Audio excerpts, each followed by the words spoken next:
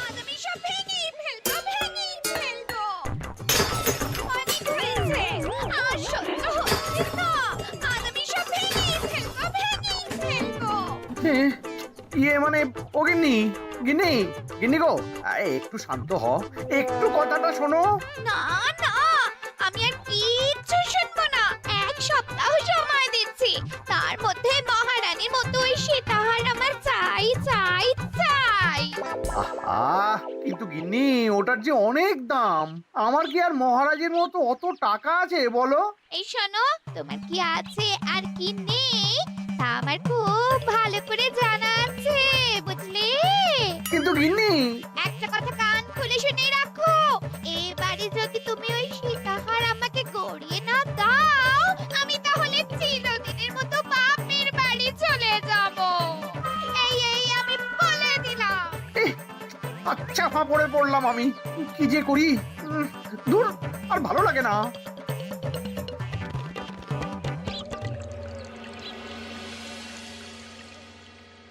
আজকে তোমাদের সকলের কাছে আমার একটা প্রশ্ন আছে। বলুন মহারাজ। আচ্ছা, ধরো তোমরা যদি এ রাজ্যের লোক না হতে, অন্য কোনো রাজ্যের হতে, তাহলে তোমাদের কাছে কৃষ্ণনগর কেমন মনে হতো? মহারাজ, এক কথায় বলতে গেলে সমৃদ্ধ শক্তিশালী রাজ্য। বেশ, তা হঠাৎ এমন প্রশ্ন মহারাজ? আসলে বেশ কিছুদিন ধরেই আমি একটা কথা ভাবছিলাম। ঈশ্বরের দয়ায় আমাদের সবই আছে, তবু রাজ্যকে আরো শক্তিশালী ও অন্যান্য রাজ্যের সাথে সুসম্পর্ক বজায় রাখা একটা রাজধর্মে পড়ে। ঠিক বলেছে। ঠিক বলেছেন। বলি, তুমি কি এসব কথা কখনো ভাবো মন্ত্রী? হ্যাঁ, মানে আগে রোজ না, কিন্তু কখনো সখনো বোধহয় ভেবেছিলাম। কবে শুনি? ইয়ে ওই তো কিছুদিন আগে, ওই সেদিন। এটা ঠিক কোন সেদিনের কথা বলছেন মন্ত্রী মশাই?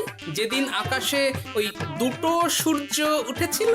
তোমাকে সবকিছুতে ফোড়ন কাটতেই হবে না গোপাল, হ্যাঁ? কি আর করি বলুন, আপনার কষ্ট যে আর সহ্য হয় না। যাই হোক, মুদ্রা কথা হলো, এসব কথা মাথায় রেখে এখন আমাদের কিছু করা উচিত। কিন্তু কি করা উচিত সেটা আমি ঠিক বুঝতে পারছি না। এই একটা করে রসগোল্লা খাওয়ালে কেমন হয়? এই, তুমি থামবে? মহারাজ, আমার কাছে একটা উপায় আছে। 10 দিনের একটা মিলন মেলার আয়োজন করলে কেমন হয়? খুব বাজে হবে। একটা মেলা কত ঝামেলার কাজ সেটা বোঝো? একেই কত খরচ, তার উপর আবার অনেক লোক। মোটেই না, এটা তো দারুণ বুদ্ধি দিয়েছো গোপাল। এমন কিছুই তো চাইছিলাম। দূর, আর সবকিছুই আমার বিপক্ষে মনে হয়। দিনটাই খারাপ, আমি বরং চুপই থাকি। তাহলে সবাই শোনো, 1 সপ্তাহ পর কৃষ্ণনগর এক বিরাট বড় মিলন মেলার আয়োজন করছে, আর তার জন্য লোকজনকে নিমন্ত্রণ করার কাজ দেখবে গোপাল। যথা আজ্ঞা মহারাজ। আর মন্ত্রী, ভালো করে শুনে রাখো, মেলা প্রাঙ্গণ সাজানো, ঠিকঠাক নিরাপত্তা, এসব তোমার দায়িত্ব। আচ্ছা, কিন্তু বলছিলাম যে সবকিছু ভালো করে করতে গেলে খরচও তো। ওসব নিয়ে তোমাকে চিন্তা করতে হবে না। যত খরচই হোক আমাকে বলো, আমি দেব। আরে বাস, তো দারুণ ব্যাপার।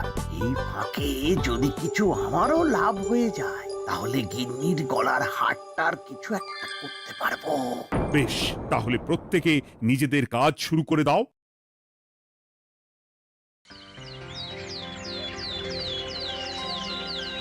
শোনো শোনো শোনো, 1 সপ্তাহ পর কৃষ্ণনগর মেলা প্রাঙ্গণে অনুষ্ঠিত হতে চলেছে 10 দিন ব্যাপী মিলন মেলা। সকল গ্রামবাসীকে এই মেলায় আসার জন্য আমন্ত্রণ জানানো হচ্ছে। শোনো শোনো শোনো।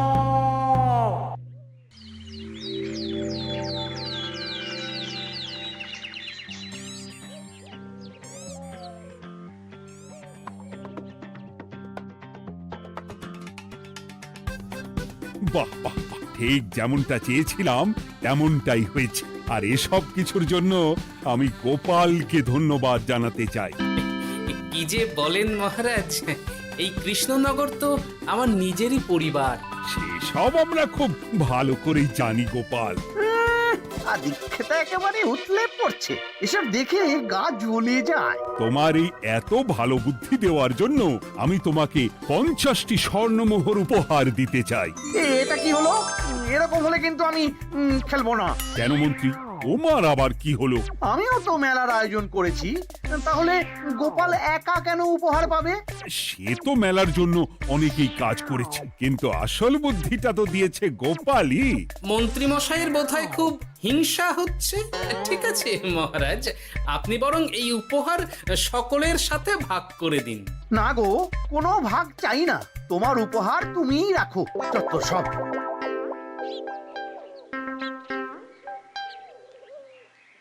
আমার কি এত খারাপ দিন এসেছে নাকি যে আমাকে গোপালের থেকে পুরস্কার নিতে হবে?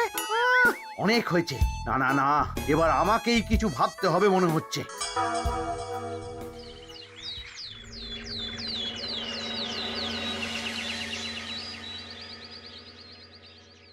আমার আমার সব শেষ হয়ে গেল গো, সব শেষ হয়ে গেল। এবার এবার আমার কি হবে? মহারাজ, মহারাজ কিছু একটা করুন, মহারাজ কিছু একটা করুন। চিন্তা করো না, আমি দেখছি, যারা দোষী তারা শাস্তি পাবেই। কি শুরু হলো বলো তো হঠাৎ করে? এত বড় বড় চুরি ডাকাতি হয়ে গেল, অথচ কেউ কোনো টেরই পেল না। হ্যাঁ মহারাজ, আসলে রাতের বেলা যখন সবাই ঘুমিয়ে থাকে তখন এই চুরি ডাকাতিগুলো হয়, তাই কেউ কোনো শব্দ পায় না। ভালো করে অনুসন্ধান করো, যে বা যারা এই কাজ করছে তাদের যত তাড়াতাড়ি সম্ভব ধরে ফেলতে হবে, নইলে তো আমাদের প্রজাদের অনেক ক্ষতি হয়ে যাচ্ছে। হ্যাঁ মহারাজ, আপনি কোনো চিন্তা করবেন না। কোথায় আনন্দ করে সব প্রজারা মেলা ঘুরবে তা নয়, আবার এই উটকো ঝামেলা। একটা কথা বলছি, কিছু মনে করবেন না। আসলে এই ঝামেলার কারণ হলো গোপাল। আমি ঠিক জানতাম কোনো না কোনো ভাবে আপনি আমাকে দোষ দেবেন। সত্যি তো, এসবের সাথে গোপালের কি সম্পর্ক? ওরই তো সম্পর্ক আছে মহারাজ। মেলা শুরু হলো আর তার সাথে চুরি ডাকাতিও।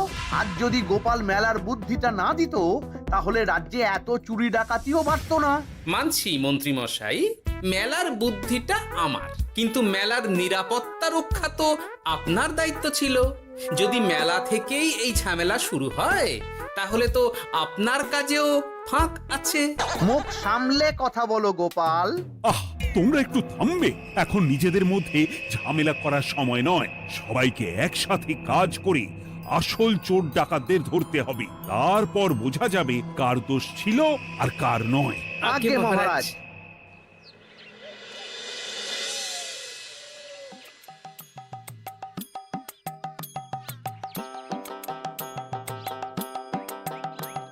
এই তো তুমি এসে গেছো।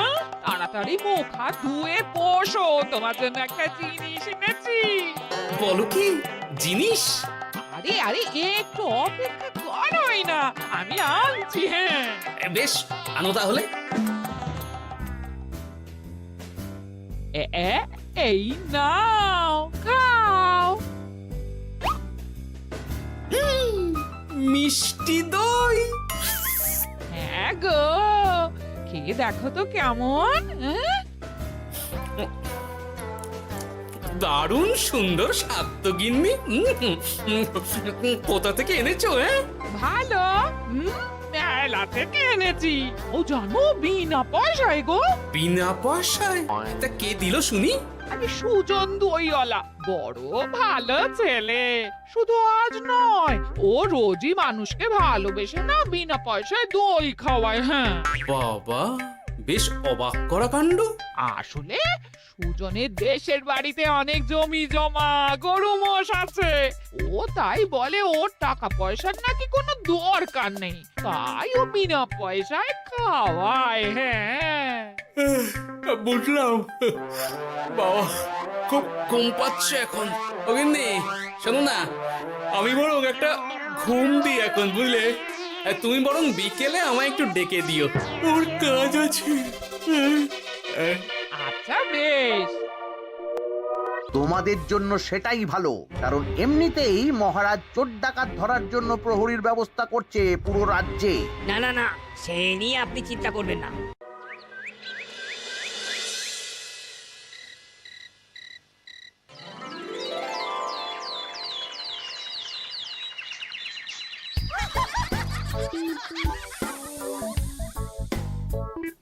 কই গো, ওরে আর কতক্ষণ ঘুমোবে?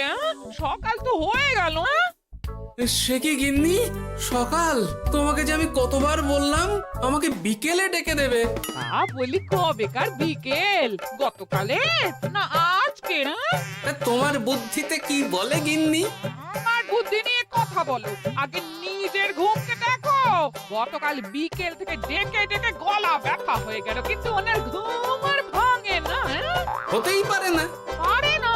ওদিকে কাণ্ড দেখো, রাতের খাবার পর্যন্ত পড়ে আছে। হ্যাঁ, আজব কাণ্ড। যাই হোক, অনেক দেরি হয়ে গেছে বুঝলে, আমাকে এক্ষুনি রাজসভার জন্য বেরোতে হবে।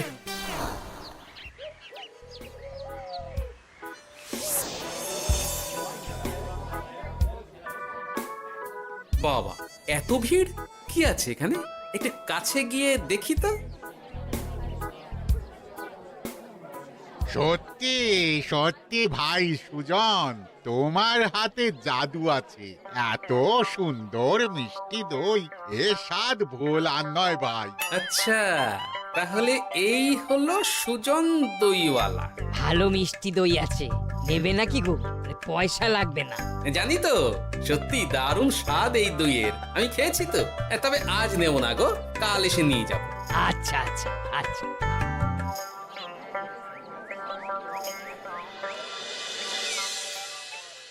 আর কোনো নতুন খবর পেলে ওই ডাকাতদের ব্যাপারে? না মহারাজ, এখনো ঠিক ধরতে পারিনি। ওরা বোধহয় বুঝতে পেরে গেছে যে আমরা খোঁজ করছি। মহারাজ, আমার মাথায় একটা নতুন বুদ্ধি এলো। রাতের বেলা করে সব বাড়িতে পাহারা দেওয়া শুরু করলে কেমন হয়? সব চুরি তো রাতেই হচ্ছে। আরে, এ তো দারুণ বুদ্ধি। কিন্তু মহারাজ, আমাদের রাজ্যের প্রহরীরা রাতের বেলা কি করে পাহারা দেবে? কেন কেন, কি সমস্যা? অনেক সমস্যা আছে। তাদের শরীর খারাপ হতে পারে, তার চেয়েও বড়, রাত জেগে থাকলে দিনে তারা সকলে ঘুমোবে, তখন পুরোটাই বেকার হবে। কিচ্ছু বেকার হবে না মন্ত্রী মশাই, আমাদের প্রচুর সেনা আছে, তাদের সকলকে দায়িত্ব ভাগ করে দিলেই হয়ে যাবে। তুমি বেশি বোঝো। গোপাল তো কিছু ভুল বলেনি মন্ত্রী, আমরা পাহারা বাড়াবো। আমি আজই সব সেনাদের সাথে কথা বলছি। সেনাপতি, তুমিও এই ব্যাপারটা একটু দেখো। যথাজ্ঞা মহারাজ।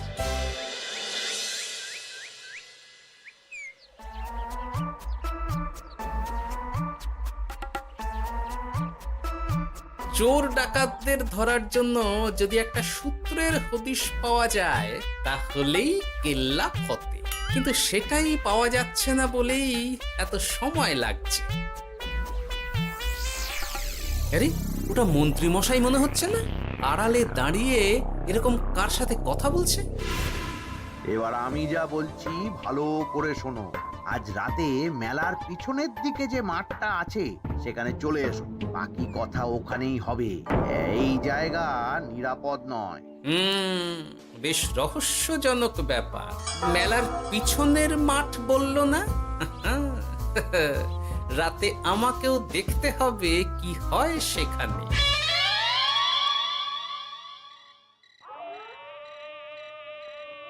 উফ, কি মশা রে বাবা! কখন থেকে দাঁড়িয়ে আছি, মন্ত্রী মশাইয়ের পাত্তা নেই কেন?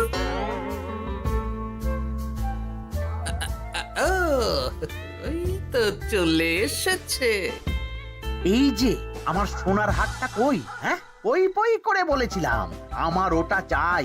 আগে কি আর বলি বলুন তো, ওই হারটা আমাদের দলের প্রধানের খুব পছন্দ হয়ে গেছে, তাই কোনোভাবেই ওটা দিতে পারলাম না। কি এত বড় সাহস! আমার বলার পরেও তুমি এরকম করলে? বড় ভুল হয়ে গেছে মন্ত্রী মশাই, এবারের মতন ক্ষমা করে দিন, আর হবে না, এই কথা দিচ্ছি। তোমাদের জন্য সেটাই ভালো, কারণ এমনিতেই মহারাজ চোর ডাকাত ধরার জন্য প্রহরীর ব্যবস্থা করছে পুরো রাজ্যে। না না না, সে নিয়ে আপনি চিন্তা করবেন না, আমাদের ধরা পড়ার কোনো সুযোগই নেই। কারণ যে পরিমাণ ওষুধ আমি আমার দইতে মিশিয়ে দিই সেটা একবার যে খাবে মরার মতন ঘুমোবে। বাহ বাহ বাহ, সে তো খুব ভালো। করো করো। তার কোনো নতুন খবর পেলে? মেলা তো শেষের দিকে। হ্যাঁ পেয়েছি। পাশের গ্রামের বলরাম নামে এক বড় মহাজন আছে। পরশু তার মেয়ের বিশাল ধুমধাম করে বিয়ে। শেষ একটা বড় দান মারতে পারলেই আপনার আমার দুজনেরই শান্তি। আচ্ছা, এই ব্যাপার তাহলে হ্যাঁ? এসব কিছুর পেছনে মন্ত্রী জড়িত। এইবার বুঝতে পারছি কেন রাতের পাহারাতে ওনার এত আপত্তি ছিল। কিন্তু ওই লোকটা কে? ঠিক আছে, এখন যাও, একটু সাবধানে কাজ করো আর আমার পাওনাটা ঠিকঠাক দিও, কেমন? সে কি সুজন দইওয়ালা? এবার আমার কাছে পুরো ব্যাপারটা পরিষ্কার হয়ে গেছে। না, কালই মহারাজকে সব জানাতে হবে, আর এদের হাতে নাতে ধরার জন্য একটা উপায় ভাবতে হবে।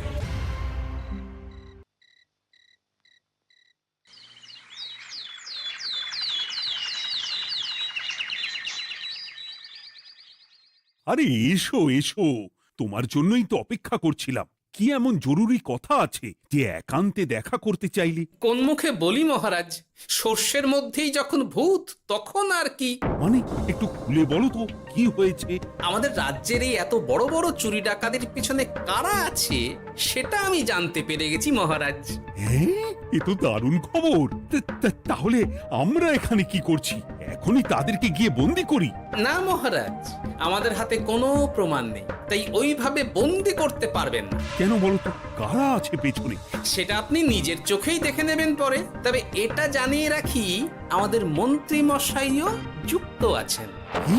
আমাদের মন্ত্রী? এত বড় বিশ্বাসঘাতকতা! আমি এখনই নিজের হাতে ওকে বন্দি করতে চাই।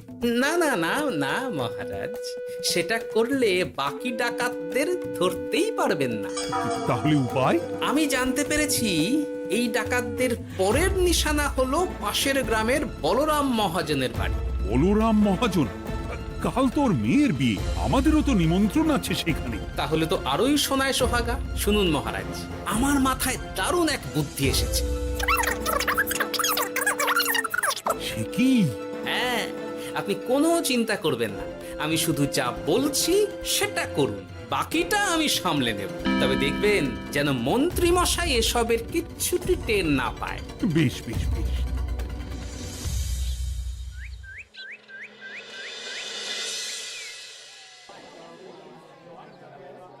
আর তো কিছুক্ষণ, এরপরেই তো সন্ধে নামবে। তোমার সবকিছু তৈরি তো? হ্যাঁ মহারাজ। আরে, মহারাজ আর গোপাল কানে কানে এত কি কথা বলছে? আমাকেও জানতে হবে সেটা। ওই যে আসছে মরকটটা, আমার আর ওকে এক মুহূর্ত সহ্য হচ্ছে না। মনে হচ্ছে গুদুম গুদুম করে ওর মাথায় গাঁটটা মারি। শান্ত হন মহারাজ, দয়া করে শান্ত হন আর একটুখানি, তারপর আপনি মন্ত্রী মশাইয়ের সাথে যা ইচ্ছে করবেন। ওর আমি বরং অন্যদিকে যাই, মুখ দেখলেই আমার মাথাটা গরম হয়ে যাচ্ছে। সেই ভালো। কি হলো ব্যাপারটা? যাই হোক, আর তো কিছুক্ষণ, তারপর আমার বিশাল লাভ হবে। বরং ততক্ষণ আমি পেট পুজো করি।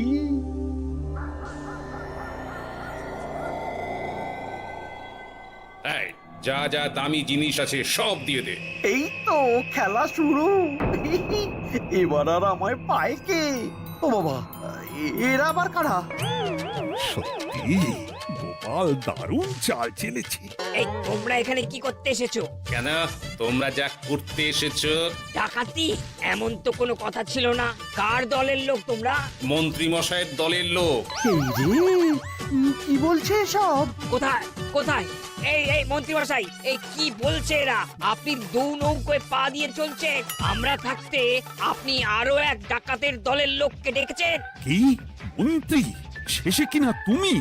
খেয়েছে রে, আর বোধহয় বাঁচতে পারবো না। কই, চুপ কেন? বলুন, মন্ত্রী মশাই সোনার হার ডাকাতি করে আপনাকে দেওয়ার জন্য এখানে ডেকেছেন। কি সোনার হার? আমাকেও তো একই কথা বলেছে। আপনি আমাদের থেকে খবর নিয়ে অন্য দলকে কাজ দিয়েছেন। এই না না, মিথ্যে কথা। কিসের মিথ্যে? আপনি ছাড়া তো আর কেউ জানতো না এখানের কথা। না গো, আমি শুধু তোমাদেরকেই কাজ দিয়েছি একদম শুরু থেকে। আর কোনো ডাকাতের দলকে আমি চিনি না, আমি তো নিজেই প্রথম শুনছি। মন্ত্রী, লজ্জা করে না তোমার? তুমি আমার প্রজাদের এইভাবে ঠকাচ্ছিলে। ইয়ে মানে মহারাজ, আমি আসলে অনেক হয়েছে মন্ত্রী মশাই, আপনি ধরা পড়ে গেছেন। প্রহরী, বন্দি করো সবাইকে, আর মন্ত্রীকেও। আমাকে ক্ষমা করে দিন মহারাজ, আমি ইচ্ছা করে এটা করিনি। আসলে আমার গিন্নি কদিন ধরেই মহারানীর সীতাহারের মতো দেখতে হার বায়না করেছে। তার জন্য তুমি নিজেদের লোকেদের থেকেই চুরি করবে? আর কি করব বলুন, এক সপ্তাহের মধ্যে হার না দিলে বাড়ি ছেড়ে চলে যাবে বলেছে। তাই আমি এখন আপনি যেটা করেছেন সেটা যদি আপনার গিন্নি জানতে পারে তাহলেও বাড়ি ছেড়ে চলে যাবে। শাস্তি তো তোমাকে পেতেই হবে মন্ত্রী। আয়, কে আছো? শোনো, মন্ত্রীকে মুখে কালি মাখিয়ে গাধার পিঠে বসিয়ে সারা রাজ্য ঘোরাও, এটাই ওর যোগ্য শাস্তি। আর গোপাল, তোমার বুদ্ধির প্রশংসা করতেই হয়। তোমার পুরস্কার আমি কাল রাজসভায় দেব। দূর দূর, জীবনে বিয়ে করাই ভুল হয়েছে আমার।